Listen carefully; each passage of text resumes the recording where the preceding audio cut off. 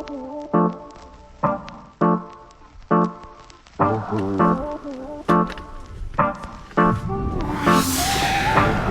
ang tunay na nangyari. Nag-shortcut ako dito sa buong akala ko nasa taas na ang mga ibang kasama ko.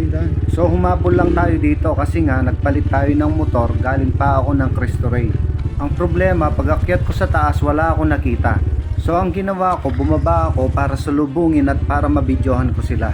Ang problema, biglang may bumungad sa akin na ganito.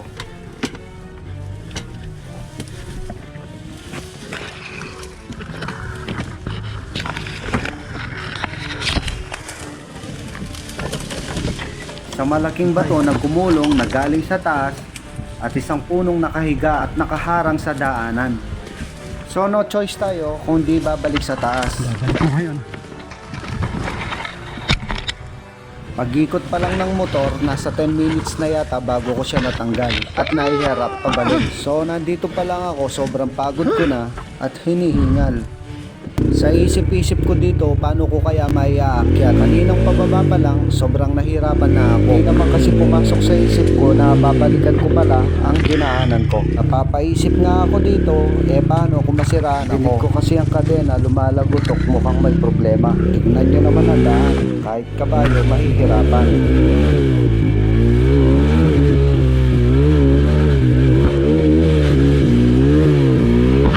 Grabing hirap ng motor ko dito at ako, yan ang tinatawag na karma. Akala ko kasi ako yung magbibideo sa mga nahihirapan at mga natutumba. Pala, sarili ko lang pala ang aking makukuha nang biglang matanggal na ang kadena.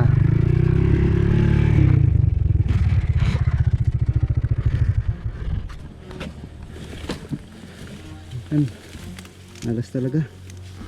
Walang pa ng kadena.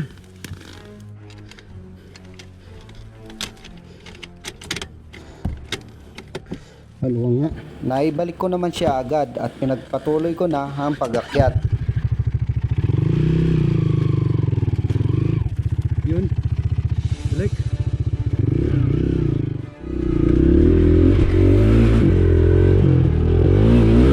Hindi ko na matanggal-tanggal dito kasi nga sobrang pagod ko na at nanghihina na. So ang ginawa ko, bumaba na lang ako at tinulak ko na. Ulak. Lahat ng pwersa ko dyan, pinagsama-sama ko na, pero wala pa rin. Metong kaya tang oras pa ako nila, nalaban mo rin. Nung tutong lang pupututan kanyan, nirali ko na ako borting sigurado kanyan. Hindi ko na alam ang gagawin ko dyan, kung itutulak ko ba o ano. Hila, higa, wala pa rin.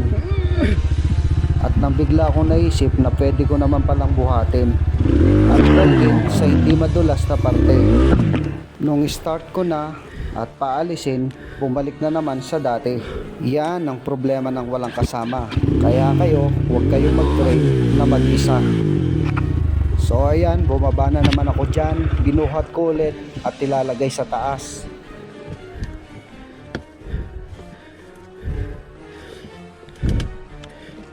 Oh.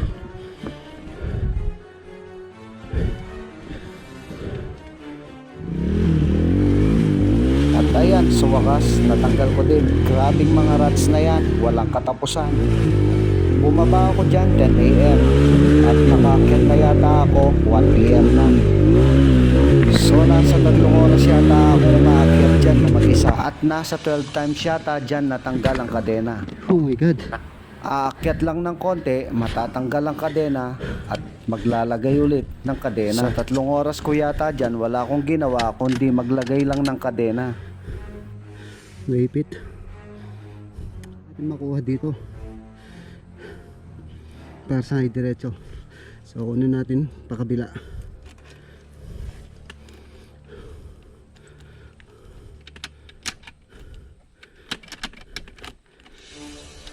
Ay, hinginit.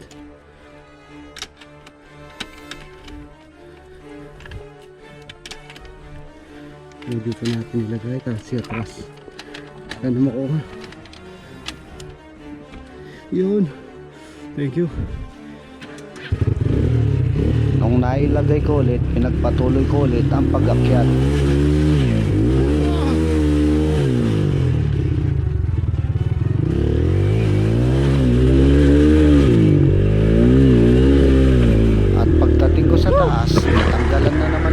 kadena. Nayupi pala dyan ang aking chain guide.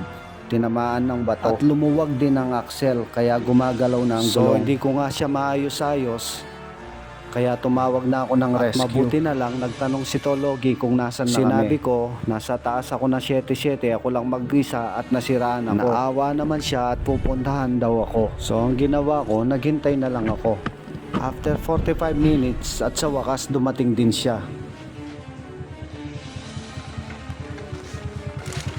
Rescue boy. Tapos namin nagawa, dumiretso na kami sa Danganan's Farm. So diretso na nga kami sa Danganan's Farm at humabol na nga pala kami dyan ni Tol Hogi. Hindi ko pa alam dyan kung may dadatnan pa kami o wala na.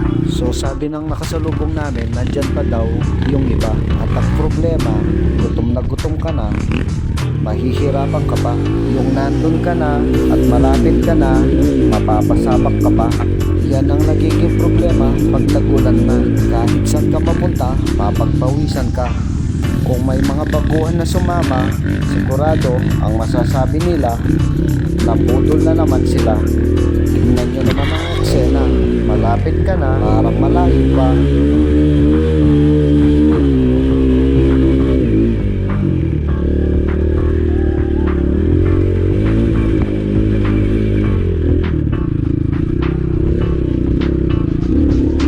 Dinatnan pa namin ang karamihan sa kanila.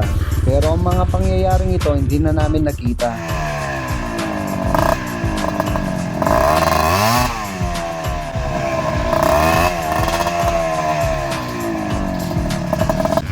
At na-share lang ng tropa ang mga video nila.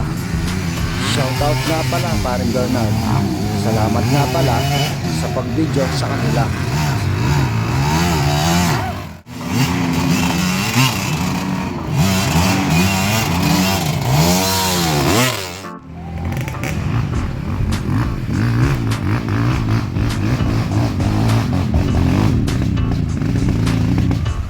So yan pala ang mga bisita. May mga taga-Tarlac City sa kanila, Cristo Rey, Concepcion at Pampanga.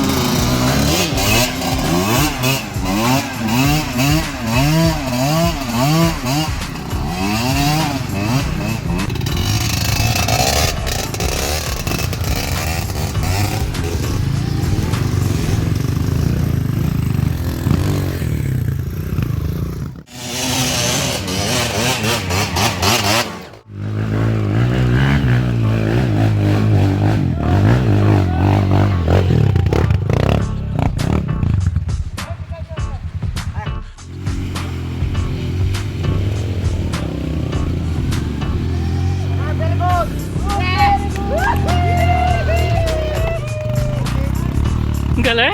So ayan, tapos na kaming kumain dyan at napag-isipan namin umikot pa ng isang beses bago umuwi.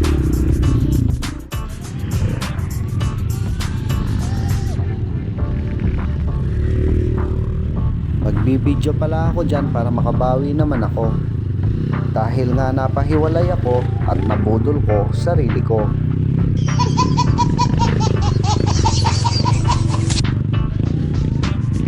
Etong si Tologi, uuwi na daw at naplatan daw siya.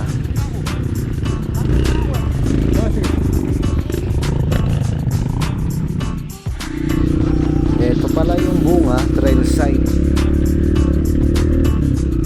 So nakapila nga pala kami dito para lumipat sa maliit na kanal. At nang biglang nadulas at natumba si Miss Mikay. At syempre bumaba si Mr. RB para tumulong. Picture ata gama. Lalapit ako para mas makita ng malapitan kung napano siya. Naipit pala yung kamay niya at napaso sa legs. Eto naman si RB gumaya pa. Ang sabi nga pala niya dyan, wala na daw manliligaw sa kanya kasi nga may peklat na siya. So ayan, diretso na tayo para makausap na. At shoutout nga pala sa iyo, Sir RJJR. Sana sa susunod makasama ka. So ayan, medyo nagka-problema nga pala dito si Miss Mikay. Pinupulikat daw siya. At syempre, to the rescue, si Mr. Charles Diazuz. Shoutout muna nga pala tayo sa mga O'Donnell Dirt Riders, P-Trap at tropa. So ayan, inakyat ko na pero hindi naman pala makakaakyat kasi nga madulas at loose traction. At lumipat ako ng daan para makaakyat. At pagkatapos nga pala dito, bumalik at umuwi na kami. At kasi nga masakit na ang pakiramdam ng isa sa mga kasama namin.